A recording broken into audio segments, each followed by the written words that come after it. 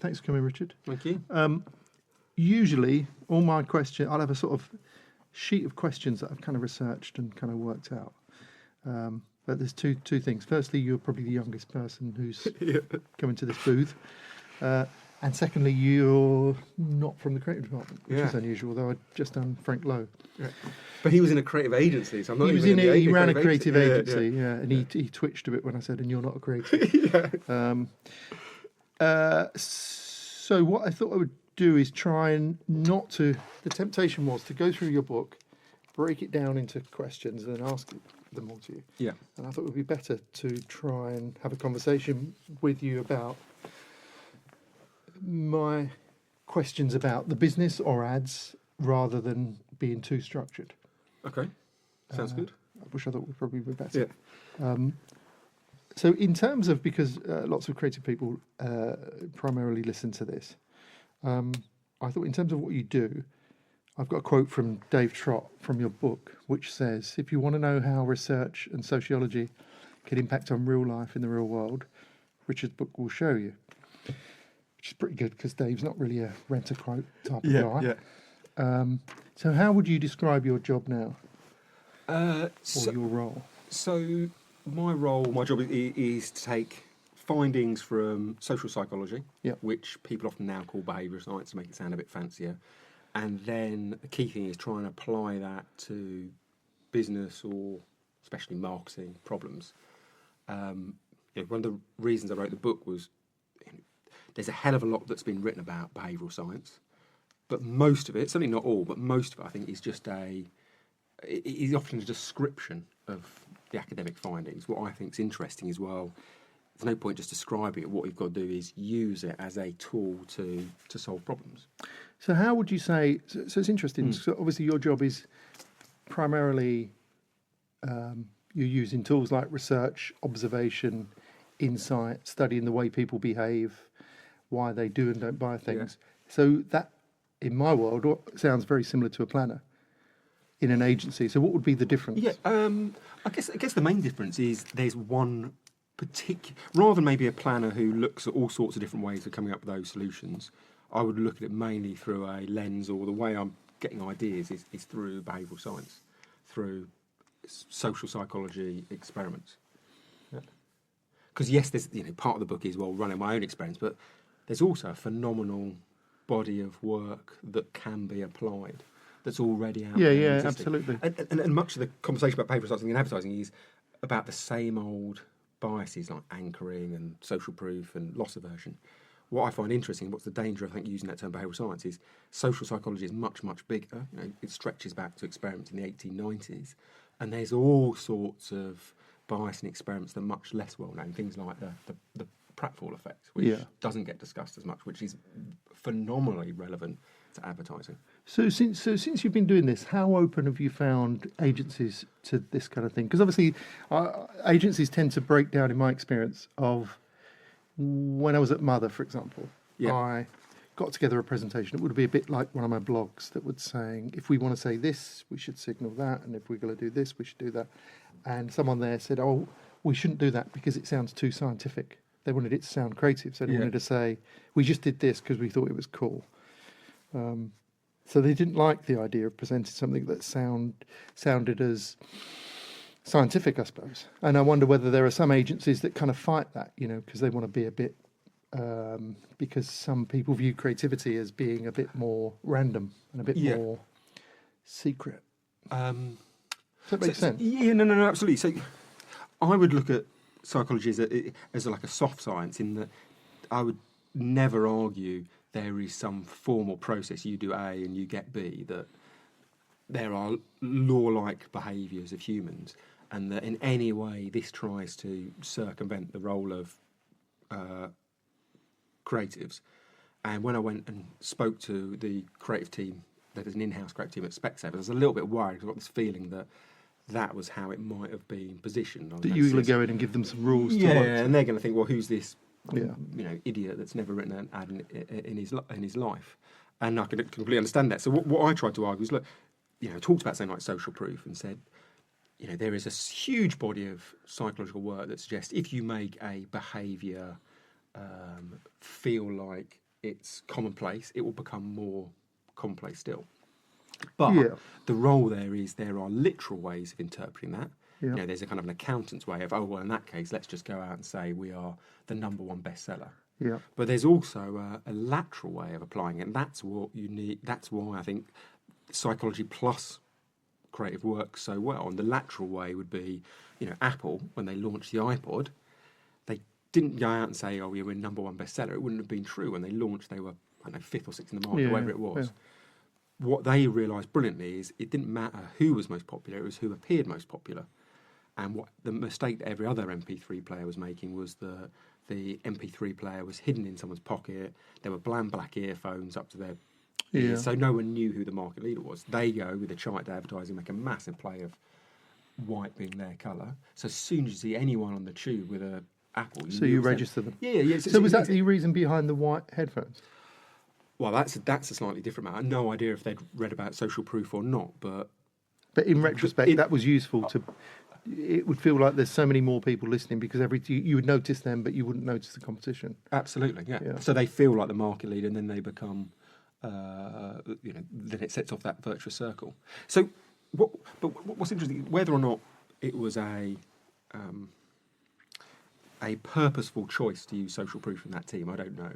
What I find interesting is that if you look at, I think, some of the work or the comments of some of the greatest creatives, it's amazing how, regardless of whether they're drawing on psychology, as great observers of human nature, they've got to these points already.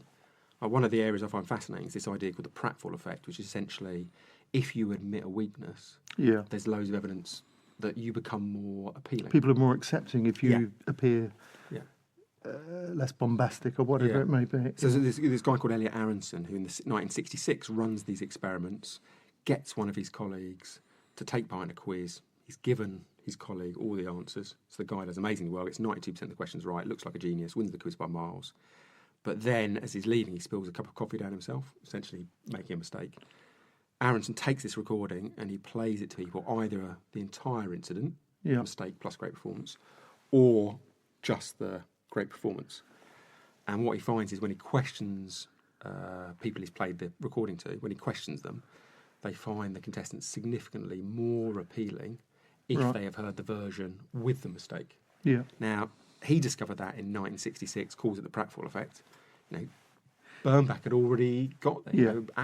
Great advertisers had got there with first. Volkswagen for 1959 and arguably Avis in 1962. So has anybody ever listened to that and tried to present themselves on something you've worked with where they've said, let's try and be not quite so perfect and bombastic? Because that's always a really tough thing. I mean, lots of the best ads, certainly that I've seen or over the time I've been in the business, are a little bit more self-deprecating and they don't try and pretend to be something they're not. But those kind of ads are really tough to sell because most clients come in. I mean, I guess the role of the agency and particularly the creatives used to be, when I first got into the business, was very much a conduit between the public and the client. So the clients would come in and say, "This is the most amazing thing you've ever seen in your life." The clients would be a pain in the the creatives would be a pain in the arse, saying, "Well, I don't think everybody will see it like that. I think it's just, it's okay, but it's not amazing." So then somewhere in that negotiation, you would get something that by the time you put it out was more acceptable and appealing rather than just saying, "This is amazing." So I just wondered whether whether anybody's bought the theory. Yeah. I mean, I certainly think if you were to... You could easily make a case, you could 10 of the most successful ads, I think, have that insight at heart. What I have certainly found in terms of working... So, sorry, there's two things. So I think it's a rarely used tactic, although remarkably common amongst the kind of top echelon of ads. One of the reasons I think it might be rarer than it should be is this idea called the principal agent problem.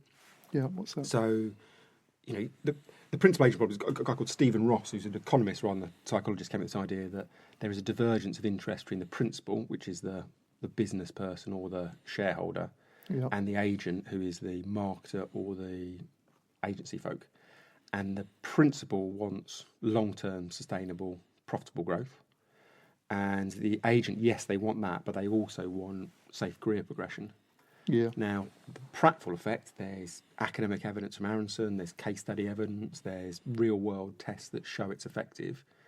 Yeah, I think it doesn't. So it works from what the principal wants, but the agent, because they see it, because it's such a deviation from the category norms, it's high too risk risky for them, for their them career. personally. Yeah, for their careers. So it gets used far too infrequently.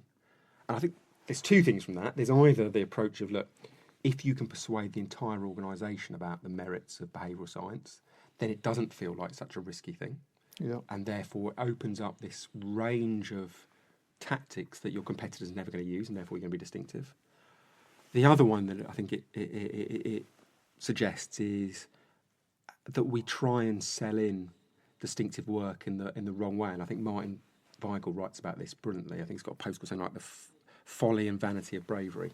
Yeah. And he says, look, saying distinctive work is brave is really poor psychology, because bravery to the client suggests high risk and therefore, potential catastrophic loss, then they might lose their job.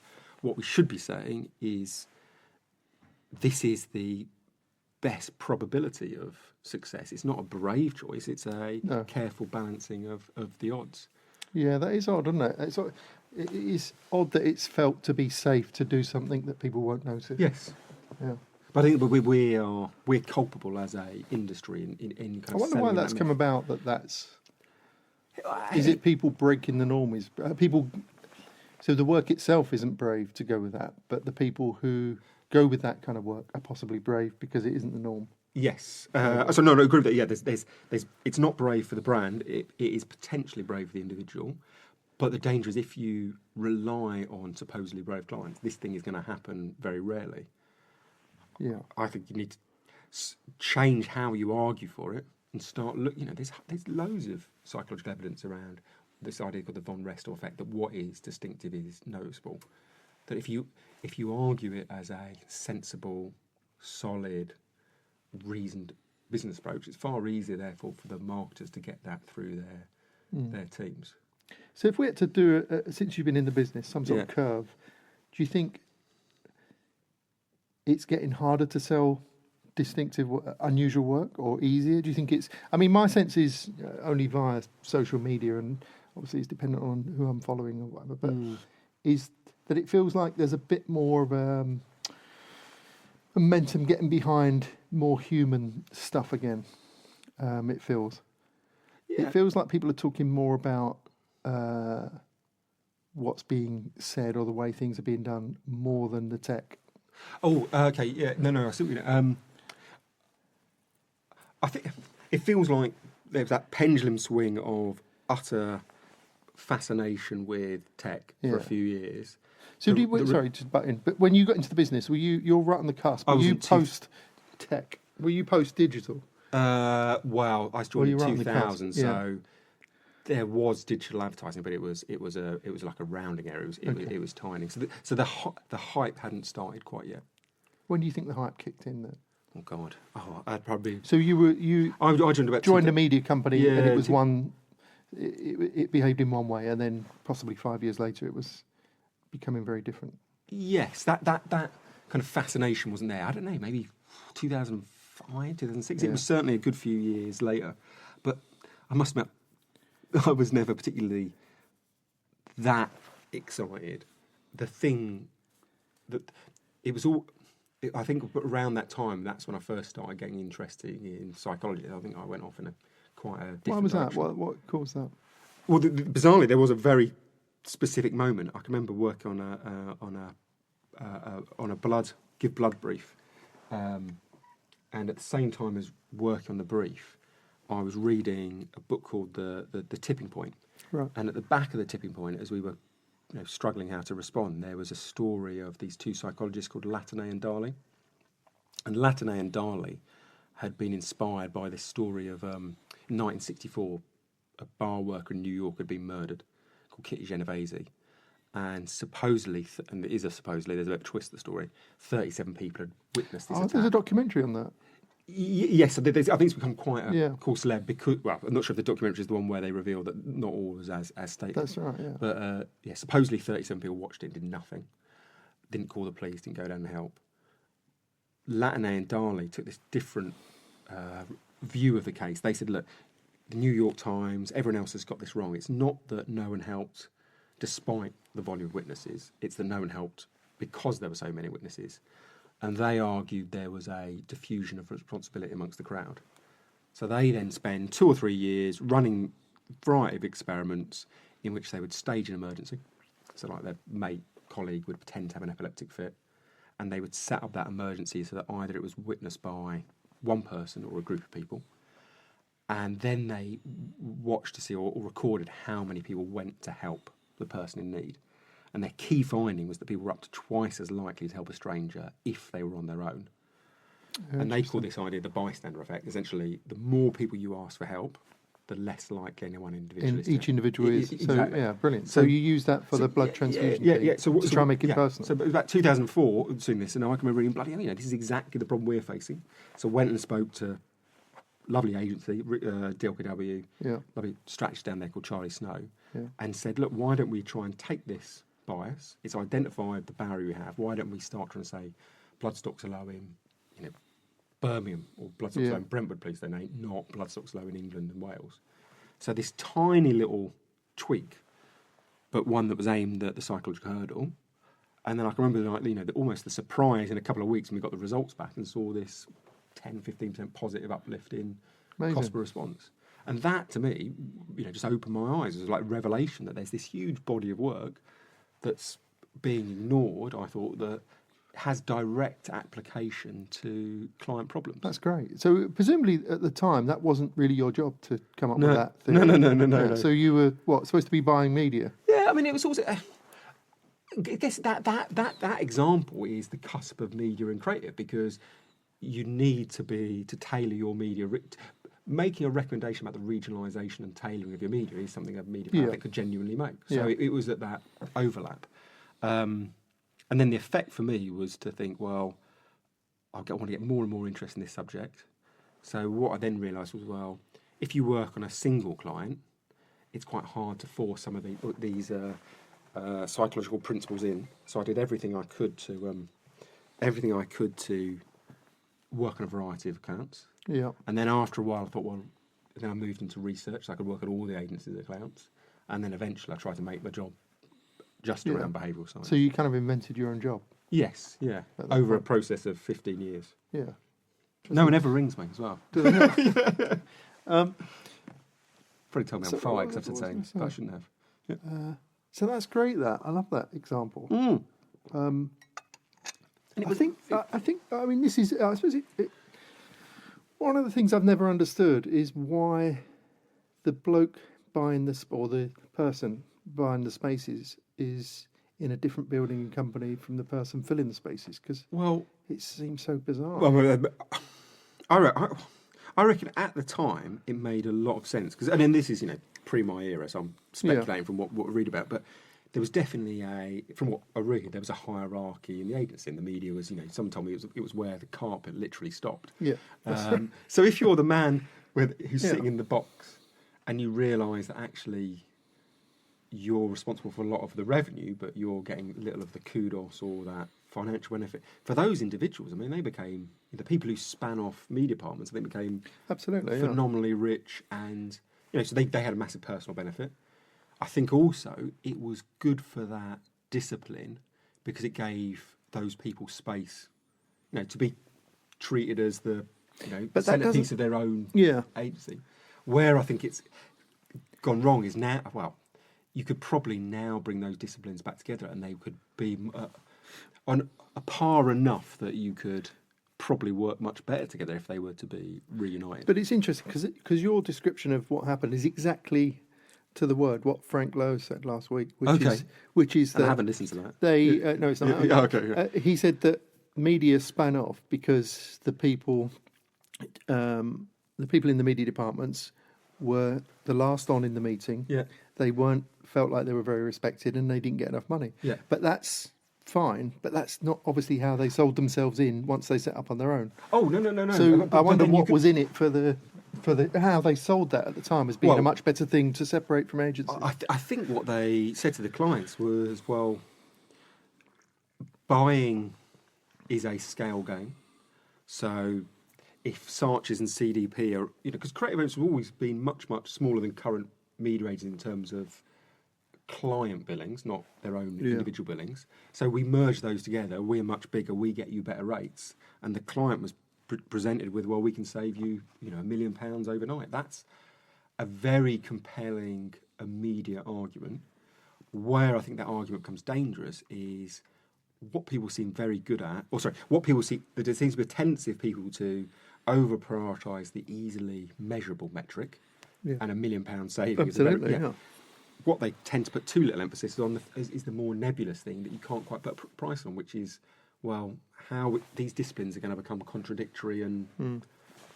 But it's hard to argue, say that it's hard to prove categorically that's worth £1 million, whereas the bill you get from the Times and ITV is very concrete.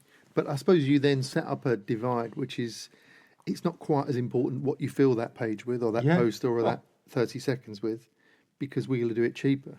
So then you sort of, before that didn't exist. The two were very much, as I understand, but were very much more integrated, because being on the end of that as a creative person, you sometimes, it just seems bizarre when media people come in and say, it's 30, we think 30 seconds will do the job. You think 30 seconds of what? What would you fill it with? Oh, I have no idea. But we think that's going to really shift business, or these empty pages in this size, we think that's really going to work well.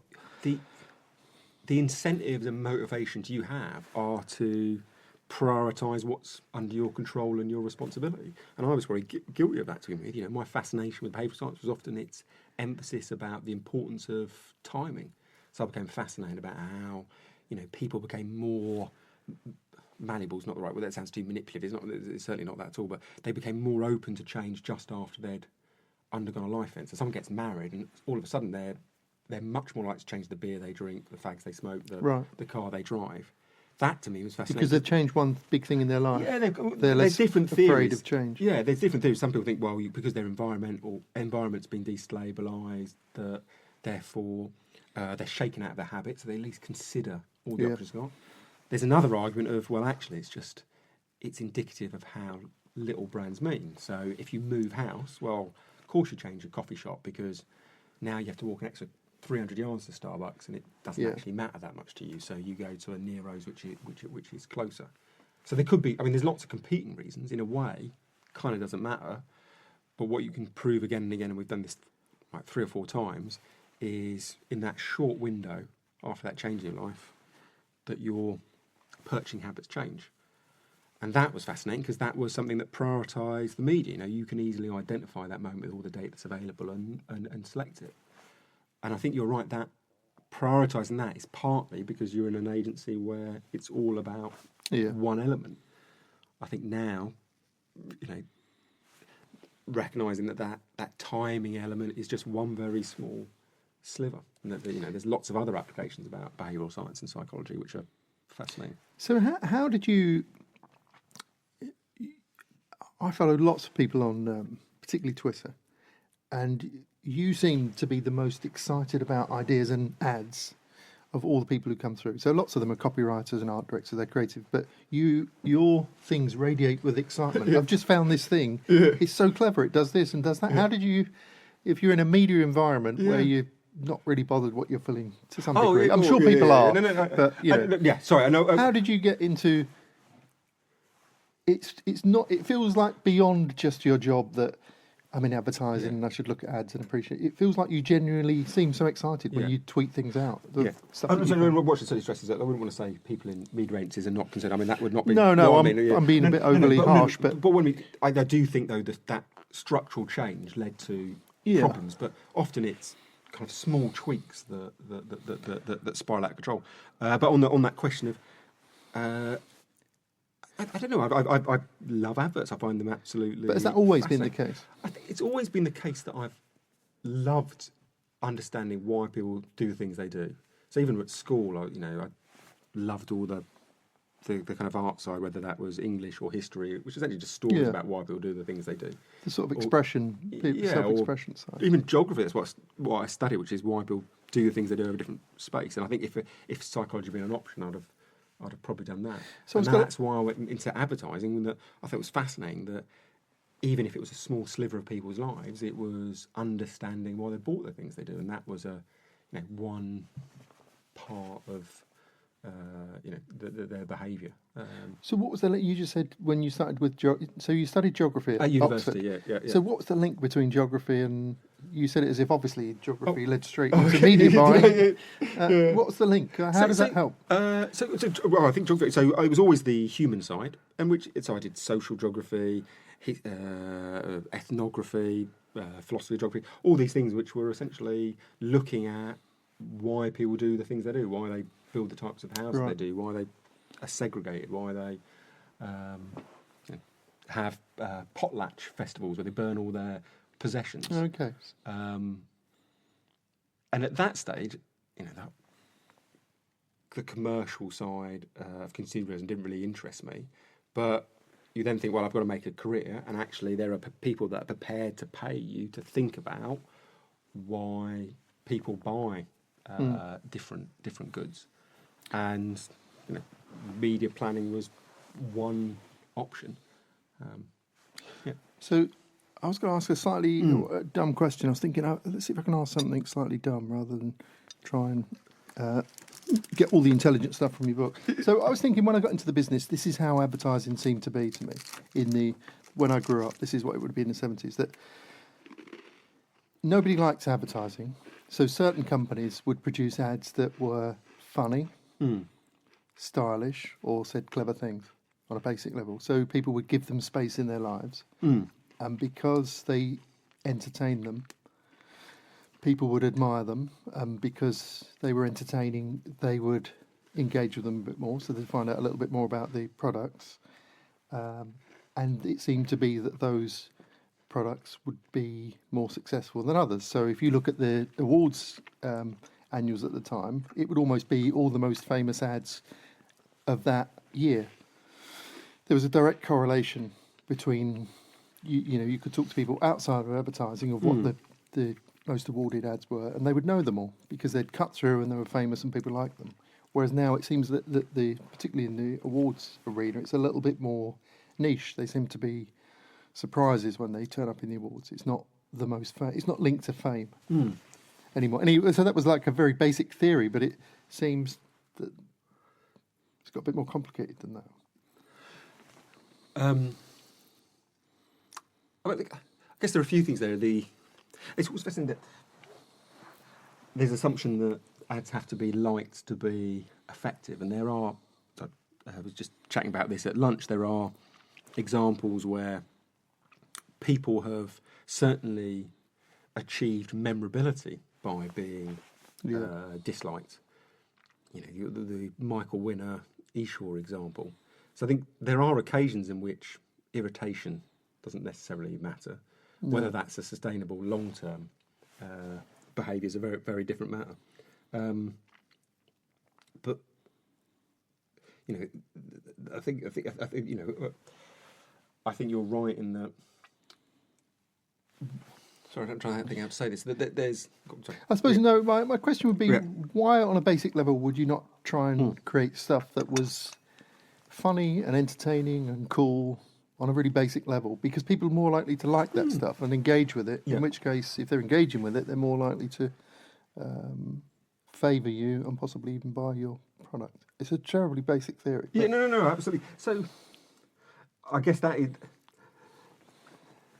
Sorry, there's the first thing. I think on occasion there is a counter-argument that maybe irritation work, but that's probably the minor argument. That's normally associated with the big spending brands, the sort of big detergent brands who just bombard you with. Well, it's almost. I just find it fascinating. But the only thing I like about it is I wonder if there is an admission of our kind of weakness almost, that maybe if you aim for likability and memorability, it's harder to achieve and that you might fail.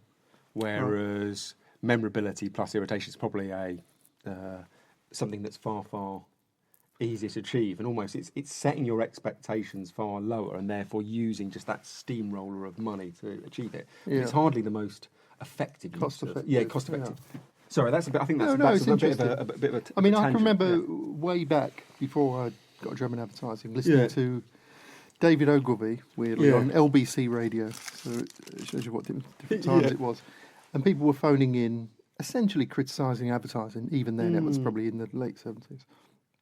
And someone phoned up to sort of say how much they hated, I think it was the personal ads. And they went on about how terrible they were patronising them with this. And at the end he said, may I ask what detergent you buy? Yeah. And they went, Persil. He went, that's interesting. Yeah. And they'd spent, 2 or 3 minutes just criticising it before. But I don't know whether you can start off with the aim of irritating your way into someone's head. No. But, I mean, there are. I think there are a couple, but they're probably the exception that prove the rule, and maybe for a certain type of product. I don't know. I guess the only thing I'm thinking is that it's rare that there is a single way of achieving any goal. Yeah. But if there is, fair point about the likability. I suppose I'm just struck because I've been getting together all of the CDP work from the 70s for this blog post. And all of it is funny and charming, and you can't help smiling your way through it all, really. I mean, it's all they use. In a way, there's a similar style to it that they get the comedians and famous people of the time, but they're cleverly integrated in scripts, and it's just hard to dislike any of the clients in it, and it works very well at the time. But it doesn't feel like the kind of route that people take often today. Yeah. So is the question why they don't do it, or whether that's an effective thing? Well, why would you not set out to try and do something that people really liked and that made them laugh as a goal? Okay. I mean, there may be a reason. I don't know. Okay, forget the irritation ones for a minute, as they say, for the rounding error. I wonder if the strength is, I suppose, for doing that firstly, people are much more likely to pay attention, and secondly, they probably read from, well, if the company is sophisticated and clever enough to make me laugh, some of those values might filter over to the product. And there's a certain degree you think they're showing some sort of respect, that they're not treating me as dumb. They're trying to sort of entertain me, and they understand the sort of relationship between the. But then your other question was why doesn't that happen more often?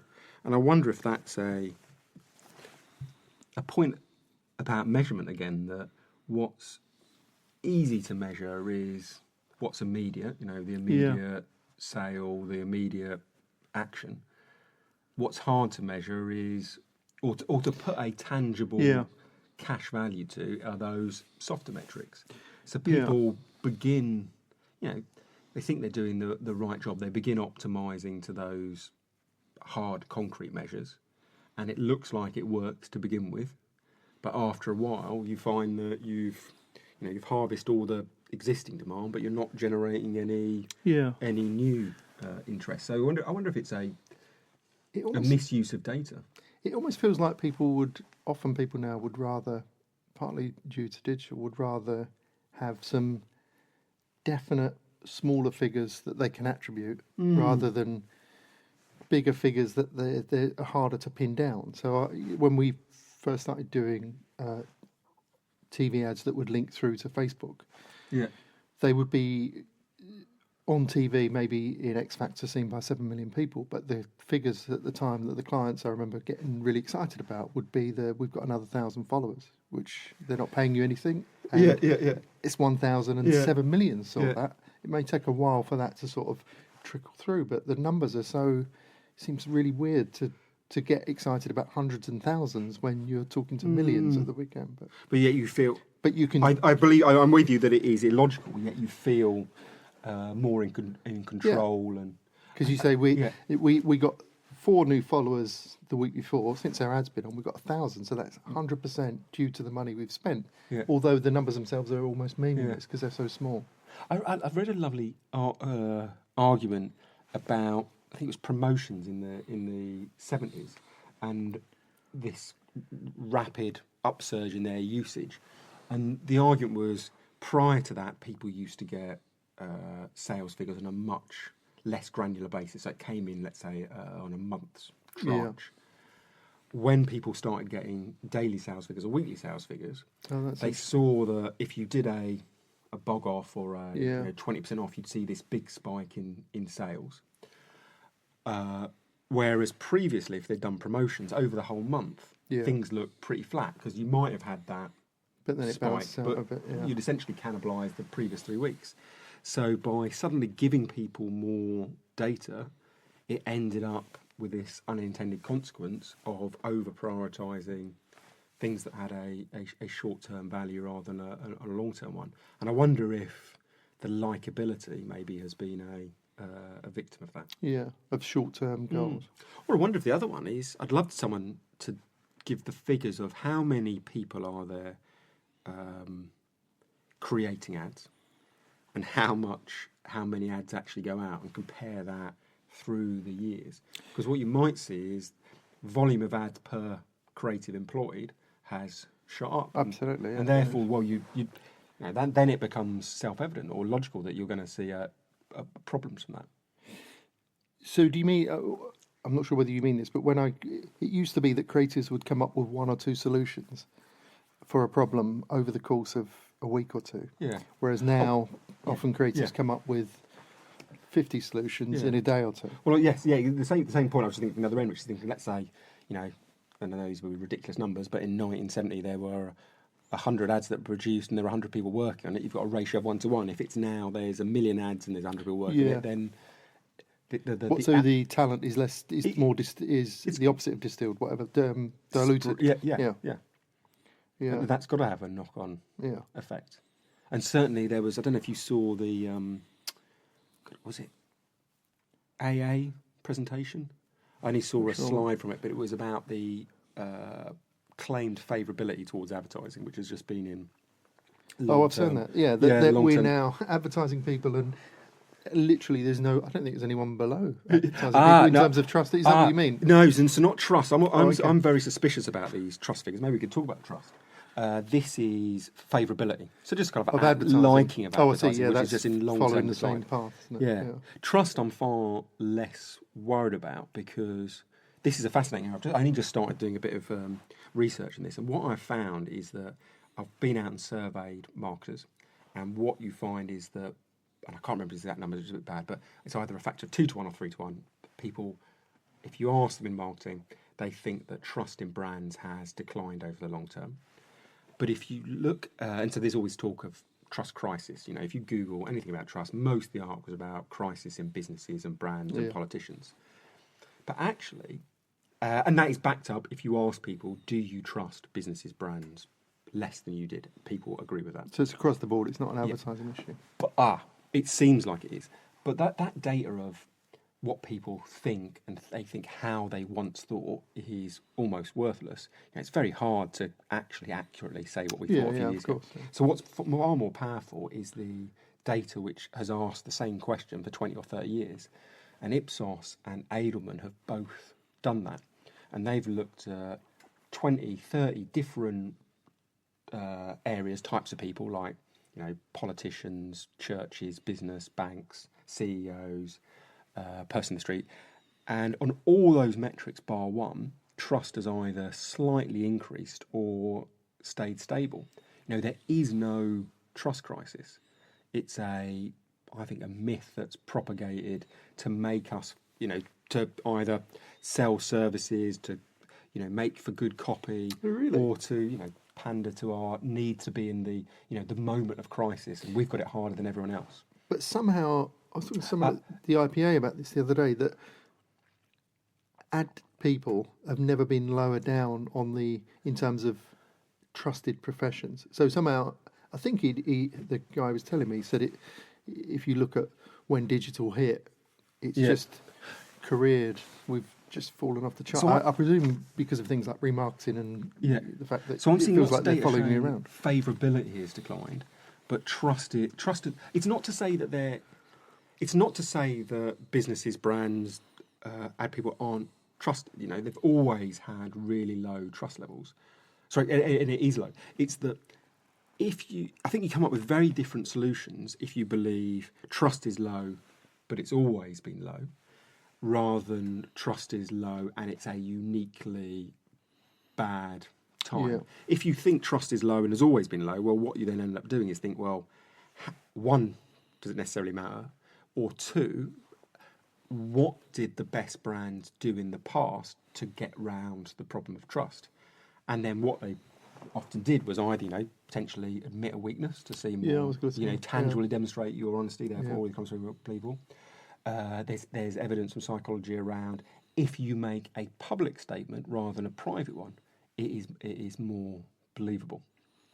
So I've done a thought experiment with people where I've said, look, half the people are told, imagine you're talking to a politician, because I want to try and make it more easily understandable. Imagine talking to a politician and that politician says that they are going to increase the amount they spend on speed cameras by 10% next year. How likely do you think that's going to happen? And again, I can't remember exact numbers, but they're directionally right. In that circumstance, about 40 people think it's very unlikely the politician would stick to their claim. Right. If you ask when I've asked the other half of people, told them exactly the same story, but this time said it was the politician told you in front of a crowd, there's 100 of you in total, the proportion of people who think it's very unlikely or stick to that claim halves. So it's only 20% of people who think it's a lie. Now, I think that's fascinating because then it gets you thinking, well, there is a body language for a brand. If you go out and make obviously public claims, it's on outdoor, it's on TV, that has a much greater believability, credibility, trust in it than if you make individually personal media. Yeah, exactly. Yeah.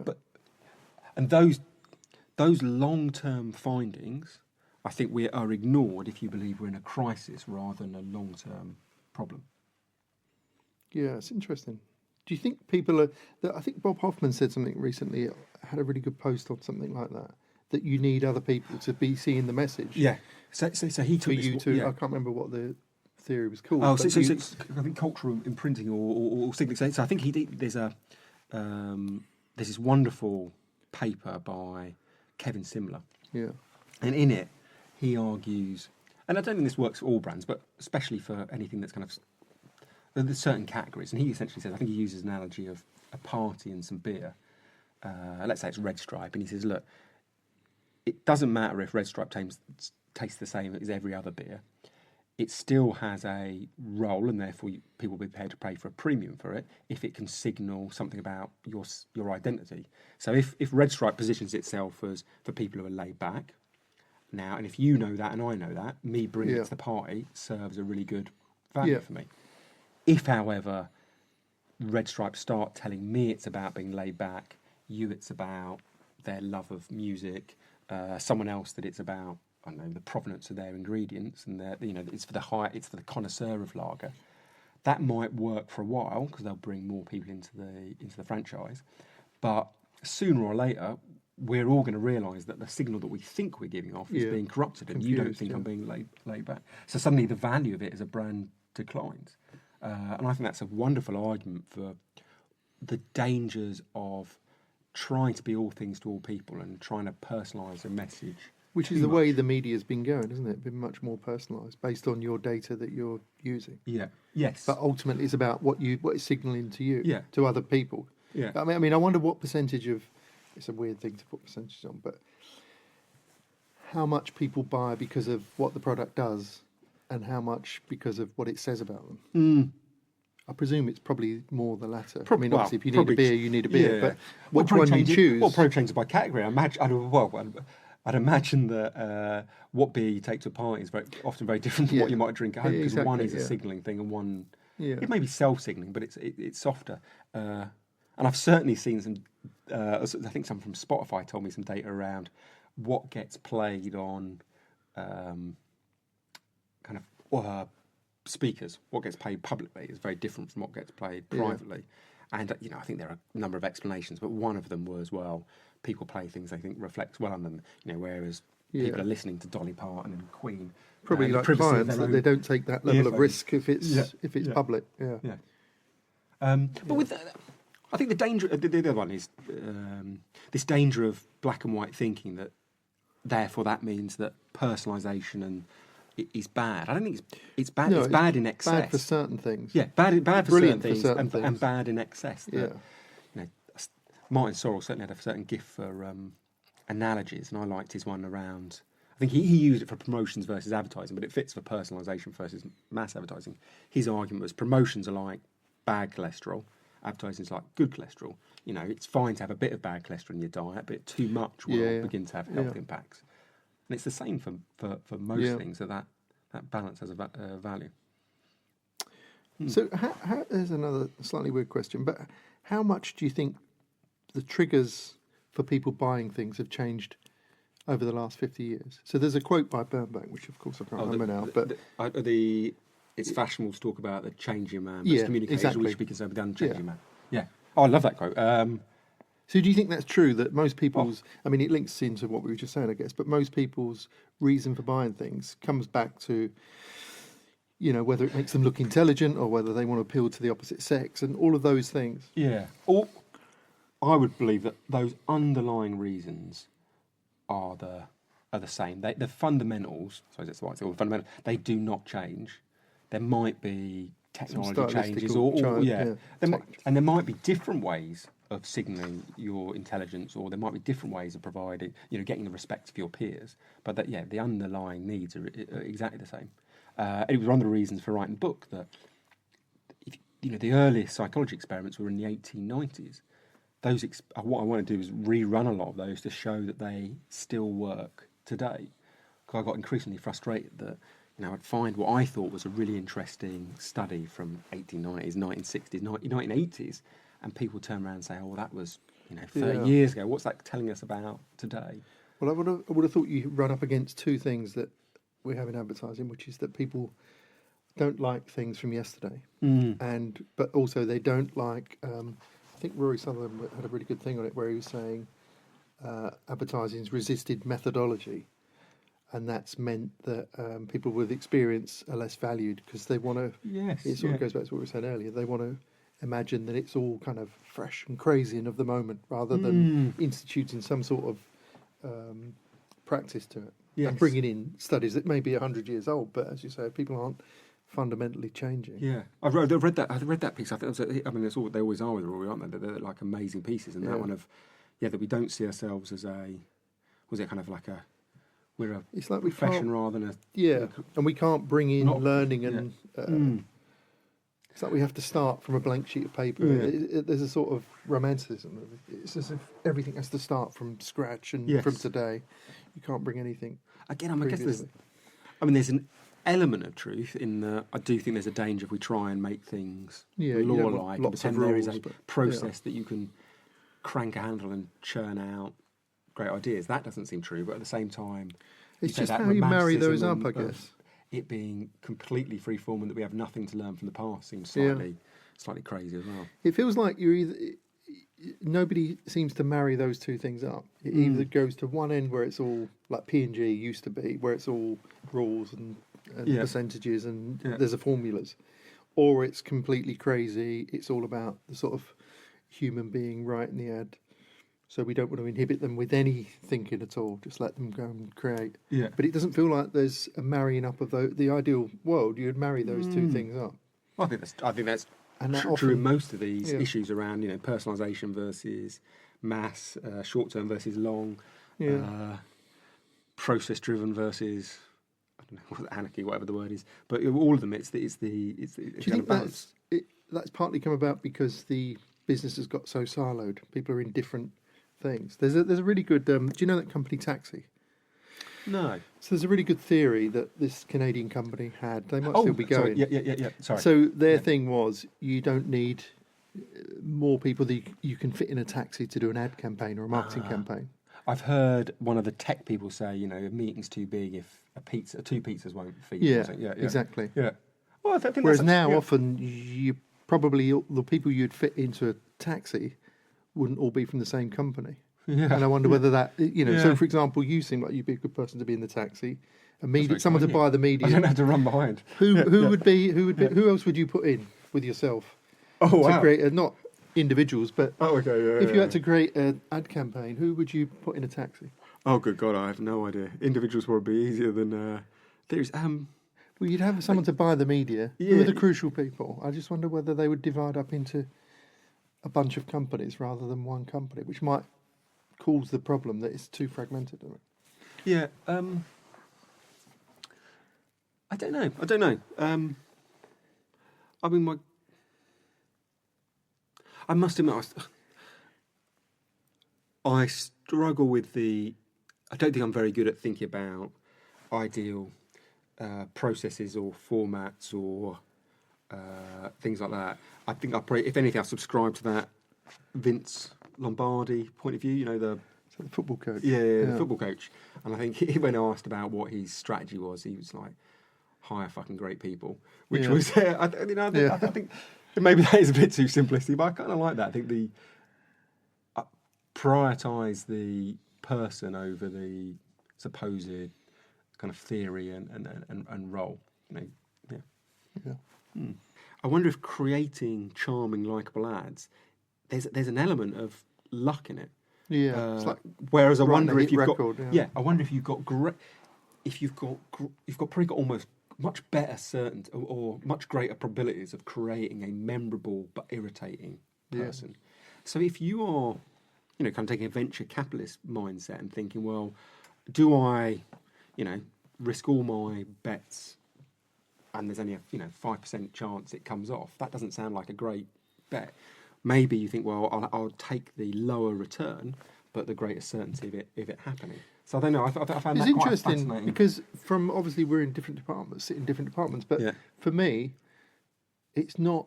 I mean, on one level, it's like trying to write a hit record, trying to create something that everybody likes. It's a TV ad. But on the other hand, if you look at the example you gave about Barclaycard earlier, Paul Feldwick. That was done to that exact plan, which is everybody seems to like Rowan Atkinson. Yeah. He's funny. Yeah. Let's do something with him. They did something with him. Everybody liked it because he was funny and they liked Rowan Atkinson. And along the way, he delivered some message about Barclaycard. It wasn't much more complicated than that. Then one of the things I keep on coming back to is this principal agent problem of what's right for the business and brand versus what's right for the individual actors. And I wonder if why things like that don't happen more often is, does it make us feel like we are frivolous and not serious and not justify money to go and suggest things like, well, Rowan Atkinson's fun, let's put him in. People like animals, let's stick them in. Is it the self-belief of the actors involved and the ability to charge for it that sometimes that, I don't know, anarchic route gets, or that less formulaic route gets ignored. I don't know.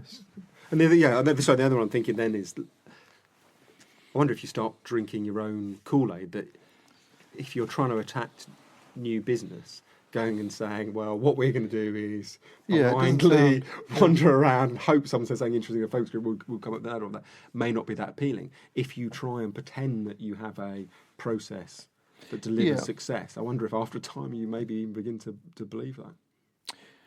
Yeah, I mean, most agencies try and show that they've got some sort of process to prove it. But when you go through lots of the award-winning work and break it down, or famous work, it's not quite. It doesn't always follow the process at all. There's a lot of left field things happen. Yeah. And as you were saying earlier, why that Paul Feldwick article is so great, why I love your piece on that D&AD cover, is if no one ever admits the genuine ways they came to good solutions, the danger is that other people or new people coming to the industry will think, well, this is that's how you do it. They'll not feel comfortable with that. Well, I suppose it rules out intuition, and I think when you're saying about Bernbach and some of those things that they did, I don't know what their process would have been on Volkswagen or Avis, but there's a sort of intuitive thing, which is, what will people think of this German car? It doesn't look great. There's a whole bunch of things that form the strategy. Oh, I think you told me about his line of a small admission gains a large. Yeah, David Abbott's. Oh, was David Abbott. Oh dear. Yeah. Okay, I've been attributing that. I mean, Let's go back actually, and check. maybe that might have been maybe he was quoting Bernbach. Yeah. So, but No, that's probably me mixing it up. But it fits with what you were saying about the analogy. I find that analogy of people a very useful one. You know, if someone, would you want to be stuck at, would you want to be stuck with most brands at a party where they're just telling you lists of how amazing they are? Of course not. What you'd want is the wit and charm of that admission of a flaw. Now that analogy doesn't work in all circumstances, and but then I don't think you should expect them to. But you also, what feeds into that is the thing you were saying earlier about the clients, that most businesses won through pitches, and if you have a pitch of 4 agencies, one of them says, one of them, let's say their work is based on, doesn't look great, but it will last a long time.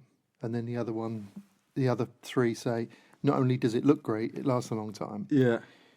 If you're on the receiving end of those, it's much easier to show your boss the work that says, not only does it last a long time, it looks great, because you don't feel awkward. Yeah. You go in with the route that said it doesn't look, it's ugly, but it gets you there.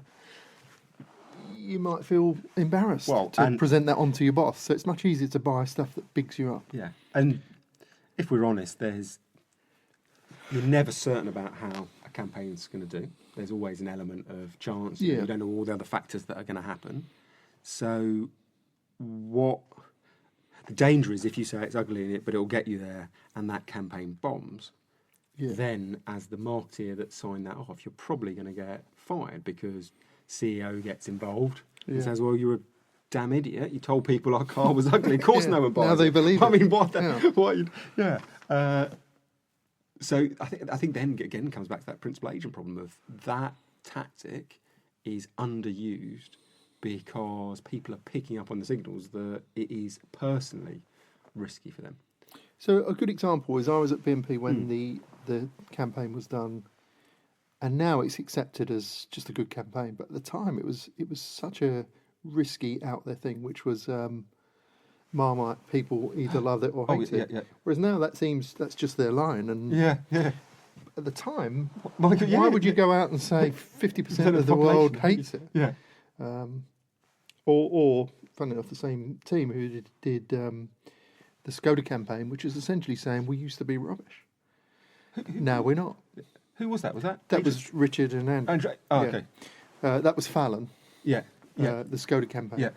But they, brilliantly on that, were bold enough to say people won't just accept us saying it's amazing. We're going to have an admission that says we've changed from where we used to be. We weren't as good. But have you got evidence? No, absolutely. So I was thinking, it's that interesting word bold again, because you could also maybe bold is a fine word, but it's where people often say it's brave. But what's interesting is it might be brave for the individual, but for the brand it makes utter sense in that it's not like if you tell people the VW is ugly, that Guinness is slow, or that Skoda had a bad reputation once.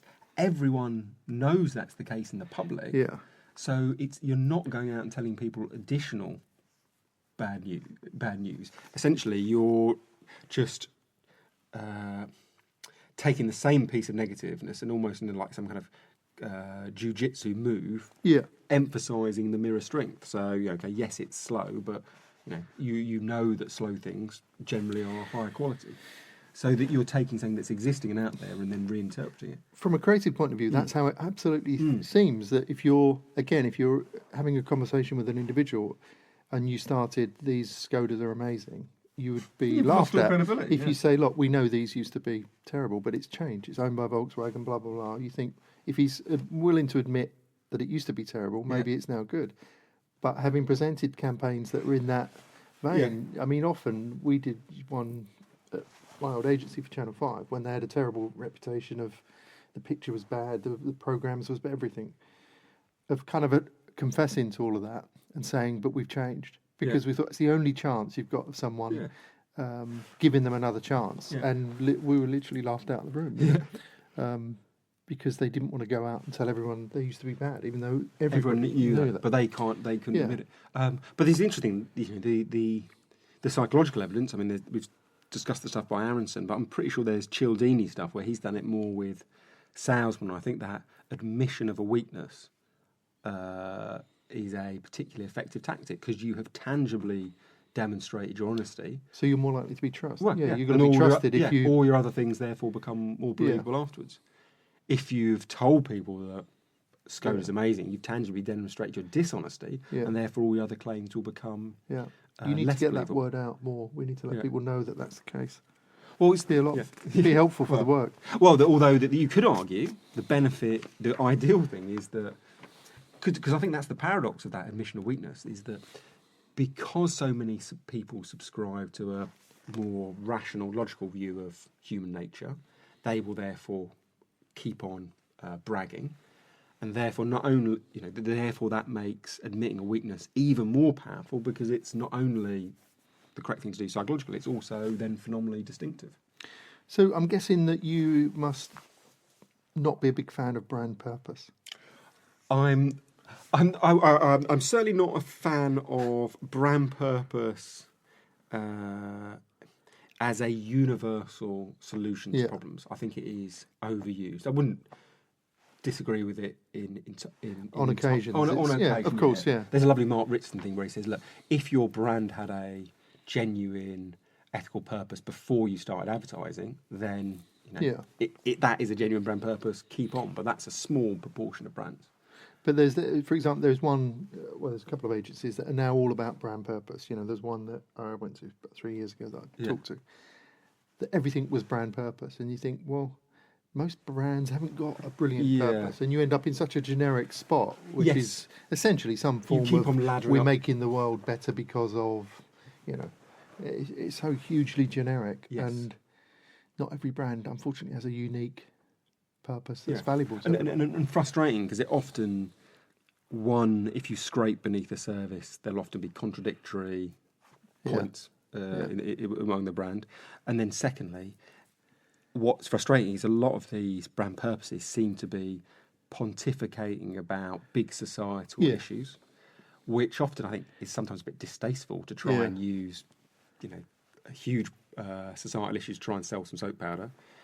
And then secondly, it's often pontificating without any cost. It's easy to stand up and talk about high order issues and not put your money where your mouth is. But again, it feels like it falls into that thing of people know that that's not true. They know that that's not why that detergent exists, to make people smile more often or whatever the thing may be. So it seems like you often start off on the wrong foot, which is that you're saying something that's unbelievable. I don't think people mind. People set up business to make money. But I wonder if there's a problem at how people are getting those insights. If you walk up to people and say, do you think it's important that lagers support the rainforest? People say, oh yeah, it's very important. You should do that. Exactly. Because who the hell is going to turn around and say, no, I'm cold-hearted, evil. I'm trying to swerve to hit the turtles on the way home. Of course, people are going to say that.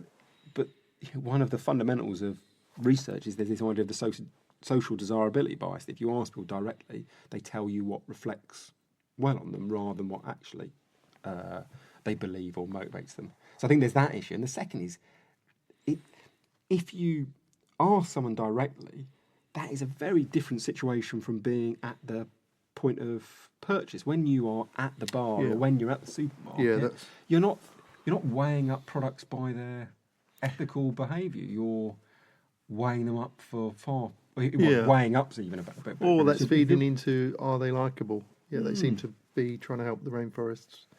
Maybe I prefer them a bit, but I just don't believe all brands can have a brand purpose. In which case, agencies that are just totally all about brand purpose would be resigning half their clients because they can't. Well, also, if it is a potentially valid tactic for some categories at some times, it seems bizarre to have an agency that just does that because you're giving someone the solution before you know the question. Yeah. Now, those, to be fair to those brands, they might, if they're turning away half the business that comes to them, well, I don't think so. Maybe that's right, but it feels like the cart's before the horse. What about disruption? as an agency from the speak. So I was going to say the only thing on brand purpose, and I think this is probably where my bigger gripe lays, is actually often the research that's held up to justify it. So, I have some degree of ambivalence about brand purpose, may work, may not, but often the evidence that's held up to it, these claims that companies that have a brand purpose have a greater stock market growth. It takes 5 minutes to look at the appendices of that research and show that it's not worth the paper it's written on. Yeah. What's weird is that, or what's found strange is that people are, believing the headline without having taken the trouble to look at the appendices, and I think that's a bit worrying. I suppose I'm interested in these things in relation to what you do. Is that all of them are about whether the people out there believe the brands? If they're purporting to have a purpose, or the other one I was going to ask about is disruption as an overall theory. Whether you think that's good, bad. That's something that seems to get quoted a lot now. And obviously, initially, disruption seemed to me like a high-class way of saying distinctiveness. But as you were saying that, I was thinking, it seems the brilliant thing there is maybe they're not the idea for the brands, but the idea for the agency. If you can take what is a truth like distinctiveness and make it your own, that's a great idea. You can argue, I suppose, would that be the same idea at the heart of BBH, the world zigzag? Those seem to be sensible approaches if they encourage clients to I guess be that's the same as disruption, isn't it? Zig and zag. And there's another agency. I guess, So they're taking a fundamental truth, be distinctive, and then they've given it their own spin. So that it's sort of ownable. It seems to have gone beyond TBWA now, where people talk about disruption as if it's a different thing to standing out, getting noticed, doing things differently. It's like a thing in itself. But there's another one. What do you think of this one? I don't know whether you've heard of this one. The Truth Well Told. Do you know that? Oh, do you know who does that? That's the old McCann. That's Erickson, right. Yeah. I always like that one. Yeah. What do you think about truth?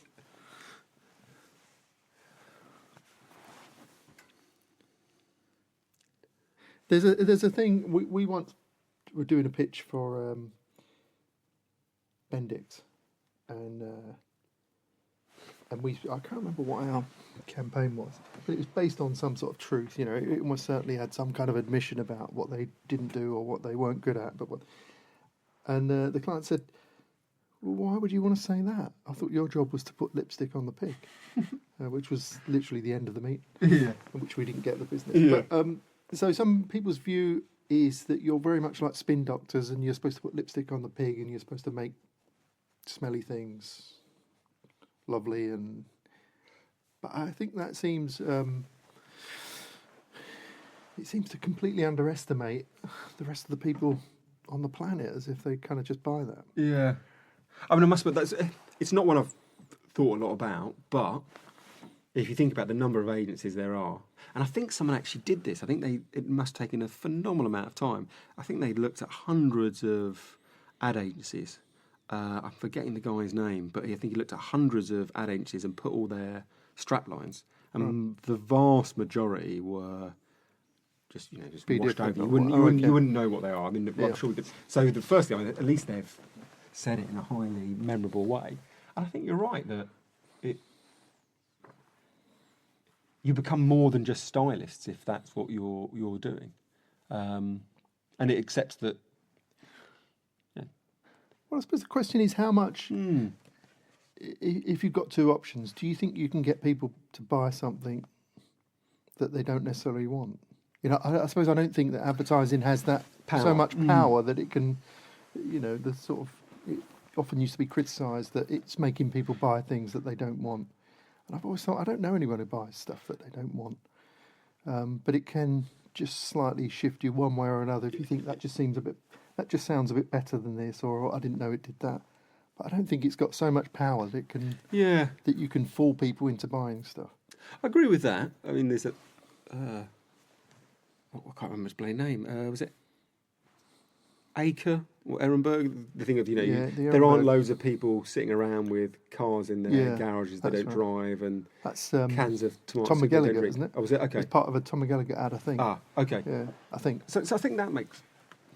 I believe that. But then also, the area I've kind of got interested in recently is about pricing. And there, I'm with you that... And it feels distasteful if they're kind of fooling and manipulating. And two, if people have got any sense at all, they're not going to... it doesn't seem like a sustainable approach. So I don't think that deceit is the right thing to do for many reasons. But there's also this big area where almost there is no truth to, like, how much is a lager worth? How much is a cup of coffee worth? And, the example, there's this idea called price relativity in psychology. It's essentially the idea that people have no fixed conception about what is good or bad value. I think the way Rory Southern says it is, like, no one's walking around mentally computing how much they're prepared to pay per unit of happiness, whether it's for coffee or trainers or a mobile phone, because that would be ludicrously complex. And so instead what they do is replace it with a much simpler question, which is, how much did I pay for something similar? If I'm now being asked to pay more, this is bad value. If I'm now being asked to pay less, this is good value. Then that becomes interesting because it suggests that value is a relative concept rather than an absolute one. Yeah. And if you can change the competitive set, or the comparison set, more correctly, if you change the comparison set, you can change people's willingness to pay by orders of magnitude. And there's all sorts of examples of people doing that, Red Bull, craft beer. But I think the one that Roy Sutherland talks about, which I think is the best one, is Nespresso. So, the argument would be, if Nespresso had launched, I think the natural thing to do that most brands might have done, go back to 10, 15 years ago, is they might have just packed all that coffee into, the Café Gier style bags just in the supermarket.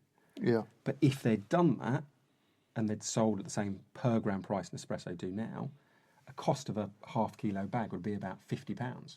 Right. Now, there's no way anyone's going to say, anyone's going to go to Tesco, they take compare home the size of the bags. they're not going to take home a £50 bag of coffee when there's an exactly same size bag of Dow Egberts for a £5. Yeah. It'd feel ludicrously expensive. But what Nespresso, of course, did, they launched in pods. A pod gives you a cup-size serving. And then as soon as you think of cups of coffee, your comparison set changes. So you start thinking of Starbucks, Nero's, and the 50 pence they want for their pod looks amazingly good value compared to the £2.75 that Starbucks want. Yeah. It's exactly the same per gram price. The pod feels a steal. Very clever. The bag feels a rip-off. Sorry, and the reason why I'm thinking this when you've mentioned Truth Well Told is that I don't see where that fits in. Is that honest or dishonest? I don't know. I'm just thinking out loud. I mean, I don't think it's dishonest because I think there is no... Yeah, they've just reframed it. Yeah, but neither one is honest. I mean, one's just what... there's no more honesty in selling a cup of coffee at £2.75 than there is a bag at £5. What you're doing is just placing your products against one of those two items. I don't think the morality is absent from it. So there is no truth, there is no deceit, but by that act of creating a different comparison set, I think you can create untold value for brands. Do you remember what they sold initially as Nespresso? What was the thing they were selling beyond just a cup of coffee? I presume they weren't comparing it to take-out coffee. No, but how did they make that seem special? Do you remember? I think the two things they did, maybe the two things they did were, firstly, not sell on supermarket shelves. Yeah. So there was. So it's rare. You don't see it around. But maybe I mean, there's an element of that. I think it's also that you're breaking that. The natural thing to link would be to compare it with Dow Egberts and their Café Gier bags. That's broken by selling it somewhere different. And then I think the second thing is the pod suddenly, it changes the unit of comparison. The natural thing is to compare it, well, how much do I pay for a cup of coffee? Not a comparison with the bag. So I think those are the two things they did brilliantly. I'm just wondering how they made it feel special when I can't remember their first ads. They set it up. I like that. I think the stores, for example. Yeah, I really think that was not a... And, this might be bad memory. I don't think the ads were particularly. The ads themselves are nothing special. I never don't been remember. I'm not sure, and particularly apologies if they were. But I think they were George Clooney fronting them. Perfectly reasonable. But I don't think that's created the value. I think the value was created in the packaging and that broke that link with a much lower value. But again, that's must have been quite a big, brave call to say, let's not go in supermarkets, because what is that, Nestle? Is it? It's owned by Nestle. So they would have had a brilliant, they could have put them in everywhere. So that to make it slightly harder to buy must have been a risk initially, but obviously paid off. Yeah. Yeah. Well, it's certainly I think it's a deviation from what the easy route, what most people would have done would be. One thing I was going to ask you is I've got a friend who runs one of the shoe companies, got a big shoe company, and he was talking to me recently about, in their world, it's all about influencers, not advertising, and the effect that someone tweeting themselves out in a pair of his shoes, things go insane. And I just wonder how you saw that going, because I would have thought that can't last long, as it seems like it's heading towards people having to admit that actually they're being paid to wear. It's not their choice; it's being paid. Presumably, the power is in that you think that they're choosing it, and once that becomes known that they're paying for it, I wonder whether that will kind of die off a bit. Yeah. I've always thought there are a hell of a lot of great things that advertising does, and always liked it as an industry. The supports. There's lots of evidence that it reduces the price of goods. There's lots of evidence, it helps support newspapers and all sorts, which have a great value. And so when people, and it's moan about advertising, I would normally defend it to the hilt. Where I think it starts to get a bit dubious is where an ad masquerades as content, whether that's influencers or posts or anything. Because when someone sees an ad knowing it's an ad, they interpret it with those boundaries. It's like an advocate system. You know that brand is putting the best possible spin on their story. And therefore they will, not sure if defence is up to the right word, but it's a kind of fair interpretation. Once you start pretending to be something that you're not, that I think is one area of advertising I would struggle to defend. Well, that's how it seems to me, that it is deceitful. I think one of the Kardashians or Jenners got in trouble recently for tweeting out something. I think maybe I saw it on the Fire documentary or something, where they're all... Yeah. Have you seen that? I haven't. It's really good. It's really good, where they're all pretending that they're going to go and stuff. But it's all fundamentally dishonest. And I think it just reminds me of actually one of the things I really liked in your book where... in fact, was it in your book or did you mention this, where you said that people... If you like it, let's claim it's in the book. Yeah, let's say it's in the book. Go and read the book and you'll see this great story. Where you said that people are they're more likely to accept a message from a TV commercial if they're also on their computer at the same time. Oh. Because their defences are down. No, so it feels like a similar thing, that if you feel that this is not an ad and someone's bought these shoes, you're more likely to accept it than if they're being paid. That wasn't. There's something similar-ish, which is there's this idea called confirmation bias. Yeah. The idea that we are very good at protecting our existing opinions. Yeah. So if I love Manchester United and you tell me why they're awful, I'll be able to come up with thousands of reasons to defend my point of view, and everyone can do that. And I think that's interesting for brands, because obviously most brands have a proportion of people who are rejectors, who dislike it. So how the hell do you change their opinion? And a Stanford professor called Festinger did a lot of work in that area. And one of the studies he did, he recruits American students who are members of college fraternities. So almost by definition, people who agree with the concept of college fraternities. He plays them an audio argument that says those fraternities are morally wrong. And half the people listen to that argument without any distractions. The other half also have to watch a silent film. And then after they've both listened to the same audio argument, just in slightly different conditions, afterwards he asked them, about their opinions. Have they changed? Did they agree with his suggestions? And his key finding is that people are significantly more likely to have changed their opinion when they have been distracted by the silent But they're film. half engaged. Yeah, so his argument being, well, look, if the brain is brilliant or the mind's brilliant at coming up with all these counter-arguments, if some of that capability for generating arguments, if some of the capability of the mind is taken up, then they're less able to come up with counter-arguments, and therefore they're more persuadable. So I think that's the closest area I go into. And two of the applications would either be, well, if you want to persuade people who have a entrenched opinion, well, one, I would question whether you should bother. Is it kind of vanity? But that's a different point. The second one is reach them when they're distracted. So radio, not cinema, potentially would be the media argument, which is fascinating because it gives you a argument, I think, that 99% different from 99% of media planners would suggest. Most people would say if you have 100% attention. Exactly what you need. But Festing would say it's completely the wrong thing. So you might be paying this massive premium for something that... When all their barriers are going to go up once your message comes out. There are other arguments for that kind of premium. But then the other one that's interesting is the creative angle. And I think, what's his name? Robert Heath talks about it in his book, Seducing the Subconscious. He makes an argument that it's what BA did in the 80s when they were trying to convince people that they were premium and high quality. Now, he says, well, look, with confirmation bias, if they'd gone directly and stressed their premium, high quality nature, people's defences would have come up and they would have said, well, that's not true. I know all these counter-arguments that from my bad experience or my mate's experience. What they did instead, though, is a far more tangential, oblique approach where they don't make the direct argument. They use classical music, they use Deleuze's Flower Duet. That has all the connotations so they let you draw your own conclusions from it rather than directly. Yeah. And it's, because it's not a direct argument, because it's an indirect argument, there's nothing to reject. Stimulate. Yeah, exactly. The other point you mentioned, which isn't in the book, which I'm getting more and more interested in, that point you said about drawing your own conclusions.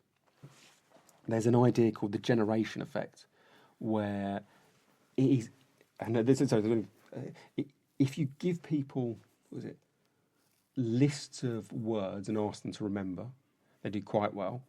If those words have got blanks in them, so it says D blank VE. Yeah, that's more memorable because someone has had to make some type of effort to generate. That's why it's called the generation effect. Generate the right.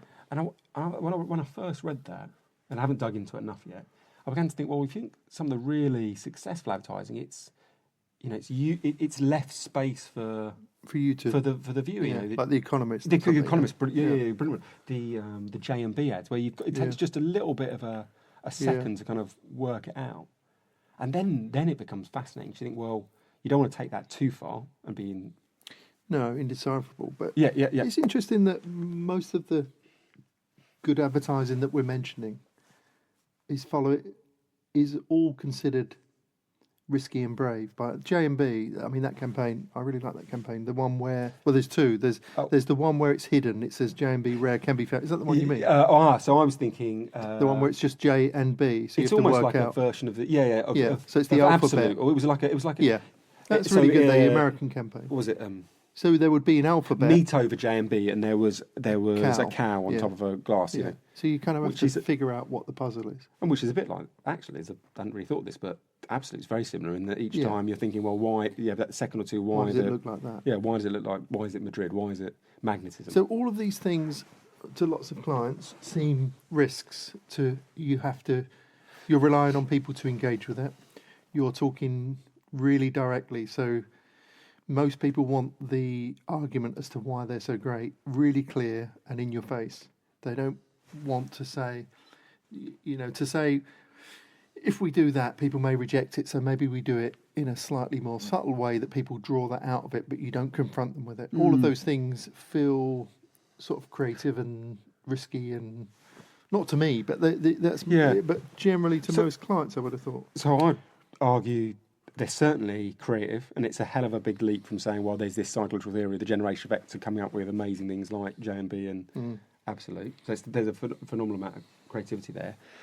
My issue, though, would be with that I still think that word risky. When it comes down, it might well be for the individual involved, and I think that there are things we can do to change that, but it's not risky for the brand and the business, which should be our concern.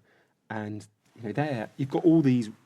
It's not some bloke in a pub giving you his gut feeling, his intuition. The generation effect, the pratfall effect, the von Ressel effect, which shows that what is distinctive is memorable. All these things have been peer reviewed, done again and again, replicated. They're genuine, solid findings. So my argument would be, it is a sensible attitude to risk to adopt these tactics, not being It's also brave or interesting risky. that you explain these things really well, as you do in your book, again, which is available for what, $10.99, whatever it is. Unfortunately, Amazon seem to be gouging me. It's fascinating that each day they change the price pretty much. Do they? Yeah, Is it's that bizarre. helping you or hindering? So, I mean, to be honest, Does that affect what you make on it? you make a They knock a percentage, pound but off. you Oh, make okay. such a small percentage, it doesn't really matter. But it's Sorry. interesting that lots of very good creatives do all of these things that you're talking about, but they couldn't explain them. It's a sort of instinctive thing. So they would create ads that you need to decode, or they'd put things in that you don't confront people directly, but you pick it up. All of those things are things that people do intuitively, but they're probably, because they don't explain it so well, it's tougher to sell. Because it feels like you don't want to trust someone's intuition. Yeah. It's hard to then. It might It's be not a easy. process, Yeah, is it? it might It's be easier someone's to agree intuition. in the meeting, but you're Yeah. worried when you go back to your company. Yeah, It's hard to defend by saying, "Well, I spoke that's to Dave. right. Yeah, unless you Dave's done some nice stuff in the yeah. past. We should trust him." Yeah, That's hard to defend. Whereas I think it does give more credibility. And I wonder if that's, I think there's three reasons to be interested in behavioural science. I think you can use these experiments and insights as ways of stimulating ideas. I think the second one is, if someone has come up with an idea, you can often use the experiments to tweak them. And occasionally there are, and maybe it's worth coming back to, there are examples where ads have come out which are counterproductive because they use the biases in the wrong way. But then the third one, which is you mentioned, I think there's a real value in using, let's say there's an amazing idea has been created by a team, using behavioural science not to change in any way, but to increase the probability that a client buys into it. well, I was going to ask that because somebody told me recently that when BMP set up, that Stanley Pollitt saw planning as a way to sell the creative work, Yeah. and research, not as a way to find out what worked well, but as a way to sell the creative work. Yeah. Which is not how it's told now, Yeah. but I just think that, with lots of these arguments, trying to assess it and trying to rationalise it it's not really a trick, it's just trying to help people to understand the benefit of it, because most creatives are not very good at explaining why they've done things. They may instinctively do it. I don't think, and I don't think that's, I wouldn't want that argument for, look, this is a good way to get great work to get sold your in. work through. It sounds sort of bad, but well, it's... but in the same way, is that any different from saying, well, we should focus on a balance between the long term and the short, and we're using the IPA database, effectiveness database, or we're using these. We've done a range of econometric models which tells us which work. It's no better or worse than No, than it's those exactly approaches. the same. Yeah. It seems like a good use of... Yes. If it would be wrong, I think, if, and there is sometimes, I think people try and do this where any bit of work you desperately try and force fit a behavioural insight to back up. That, I think that would be wrong. But those areas which are genuine insights, distinctiveness, leaving space for people, admitting a flaw, if using the language of behavioural science gets that psychologically appropriate work more likely to go through, that's a great thing. Yeah. Where does behavioural science meet originality? So obviously, historically, if somebody does something very different and original that hasn't been done, it's difficult to assess because you've got no examples or data or anything to draw on. How do they come together? Or do they? So when you first said that, I thought you meant, well, look, does this end up with formulaic advertising? And I think often behavioural science is a tool. You know, going back to maybe that social proof point of you could interpret that very literally and look very formulaic and just go out like Tunnock's chocolate bar and say you sell 5 million a month, or your Amazon #1 bestseller, or your #1 Britain's most favourite lager. I mean, there are quite pedestrian ways of interpreting the experiments, and they will have an effect. They just won't be the maximum use. You know, then there are those lateral ways of interpreting, like the iPod example, like Magners over ice. There are ways, I think, of taking, and this is the ideal thing, taking the experiments just as a springboard, a way to just stimulate great ideas. So they shouldn't be the kind of stopping off place. Yeah. No, I guess I'm only thinking that because you've got science in one of the disciplines. It sounds, on its face, more. It sounds the opposite. Of original sounds like spontaneous and. I don't know how to explain. They sound like slightly different things on the face of it. I don't know whether they are. I don't think they are in the. You know, where we come back to kind of where we would have started off, which was, this is not physics. This isn't hard science in which you pull lever 1 and you always get output X. It involves people, so it's far muddier and confused. So, going back to knowing that you should admit a flaw could lead to some horrendous advertising. Yeah. But it also could lead to some great advertising. I think it gives you a platform and the opportunity for great stuff, but you still need to do that with verve and panache. It doesn't necessarily follow that knowing about that bias necessarily kill anything. Yeah. Do you think? But you're starting to stack the odds in your favour, hopefully. Yeah. Do you think AI? Do you think you could be replaced by AI? As we're all supposed to be replaced by AI within 5 years. I'm sure I will be. But it feels this whole, I don't know, robots are going to replace us all. It does feel like this. But that's the people have been saying that since I was about 4. Well, they've been saying it since the Luddites in the 18th century. That doesn't seem to happen. What seems to happen is certain roles might get replaced, but then you end up doing a different thing. I don't know. I think it's all a bit of a overblown panic mongering. I mean, I don't know, I might be getting my ears wrong, but let's say 18th century Britain, 99% of people worked in agriculture. We haven't, just because machines replaced the 98% of those jobs, it didn't mean that you've got huge hordes of roaming unemployed people. Well, then gradually different roles and needs. I suppose your job seems particularly at risk because your head is full of information. Although, there's still the human element of obviously how you apply that information is the biggest factor of all. But and I still think that you can have all the databases in the world or information, but you still need to apply it. And I think there's got to be an element of a slight leap from what the experiment says. Otherwise, if all you're doing is literally take an experiment and plonk it down onto a client, then that probably could be replaced. Yeah.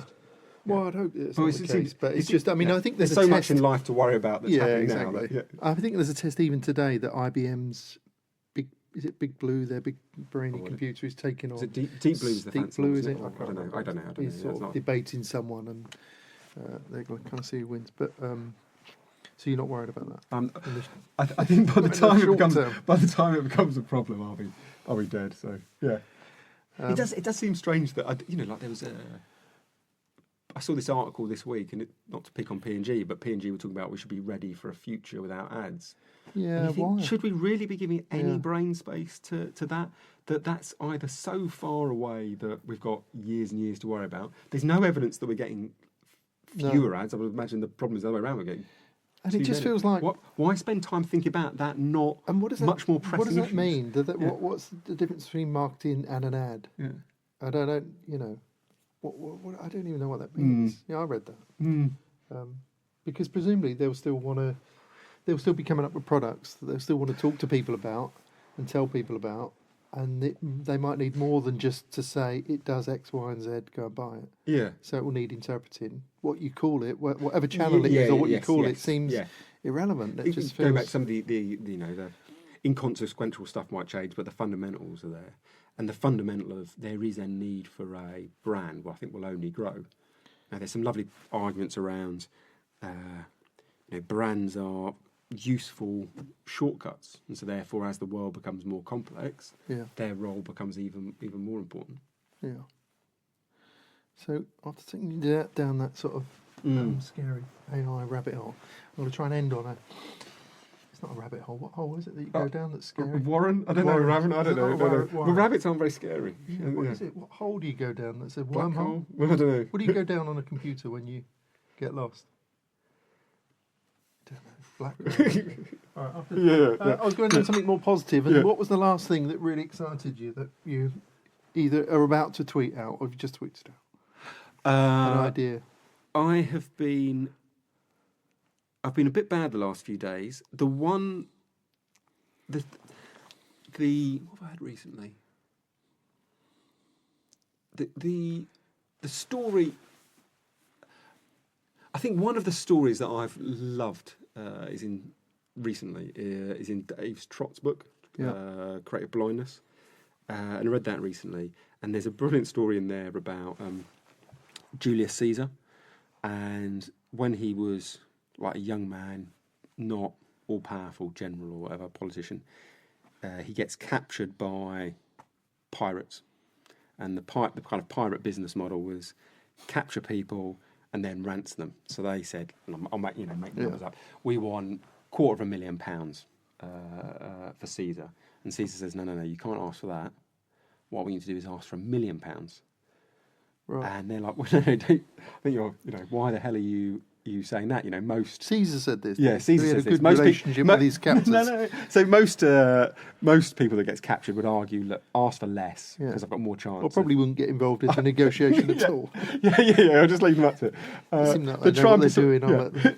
Try and persuade them to ask less because you've got more chance of them people raising that money and saving you. But what Caesar realised was if you asked for this astronomical sum, when they went back to Rome, this would put his name on the map, that if pirates coming back and asking for the biggest amount that had ever been asked, he must be a hell of a man. So what Dave Trott argues is, essentially he's discovered Veblen goods. He's discovered the idea that when we judge the value and quality of something, we're not just weighing up its intrinsic attributes. We just use the price as a shorthand. And if Caesar was worth £1 million, and he must be damn good. So I think that was the last thing that got me really excited. Wasn't he worried that they might not come up with $1 million? He was less likely to get out alive if he asked for an incredible amount. Well, I think. I mean, this is kind of 2,000 years ago. I think. Yeah, I'd treat this as a parable rather than an exact description. But I think the underlying point of price isn't just a reflection of quality. Price determines quality is a fascinating thing because suddenly then as a brand you don't just have this lever where if we want to push up demand we always drop price.